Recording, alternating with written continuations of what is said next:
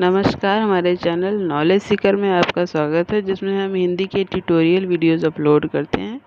हिंदी में हमारा आज का टॉपिक है कर्मधारय समास।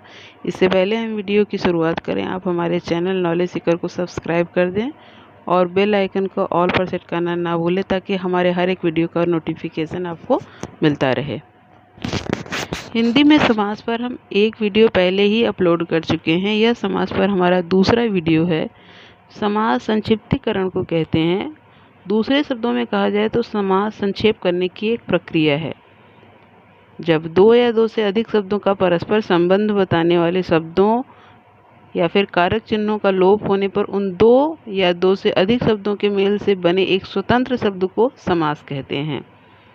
जैसे दया का सागर का सामासिक शब्द बनता है दया सागर, और राजा का पुत्र का सामासिक शब्द बनता है राजपुत्र।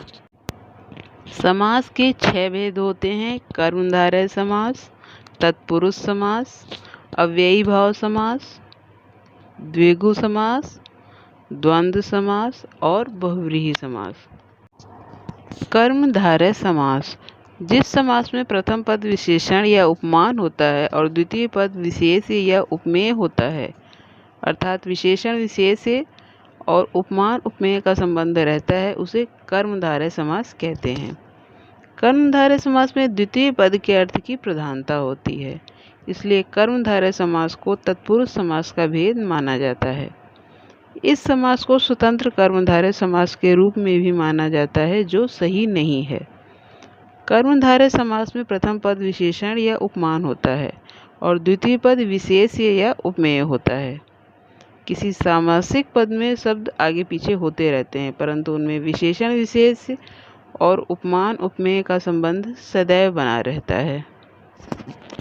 कर्मधारय समास में प्रयुक्त विशेषण असंख्यावाचक विशेषण अर्थात गुणवाचक विशेषण और परिमाणवाचक विशेषण होते हैं, जिसका योग विशेष के साथ होता है।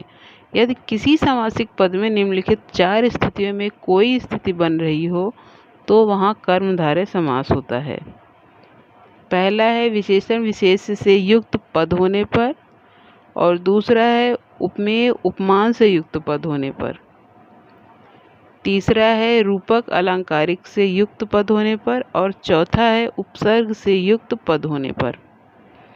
विशेषण विशेष से युक्त पद होने पर यदि किसी समस्त पद में विशेषण विशेष का योग हो रहा हो तो ऐसे समासिक पद का समास विग्रह करते समय विशेषण और विशेष के मध्य है जो लगा दिया जाता है। जैसे अल्पसंख्यक, अल्प है जो संख्या में। महेश्वर अर्थात महान है जो ईश्वर। परमेश्वर परम है जो ईश्वर। महानवमी अर्थात महान है जो नवमी। अधभरा अर्थात आधा है जो भरा।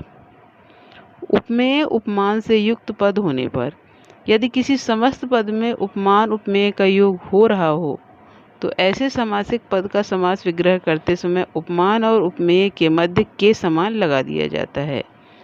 जैसे कुसुम कोमल, कुसुम के समान कोमल है जो। वज्र कठोर, वज्र के समान जो कठोर। मीनाक्षी अर्थात मीन के समान जो अक्षी है।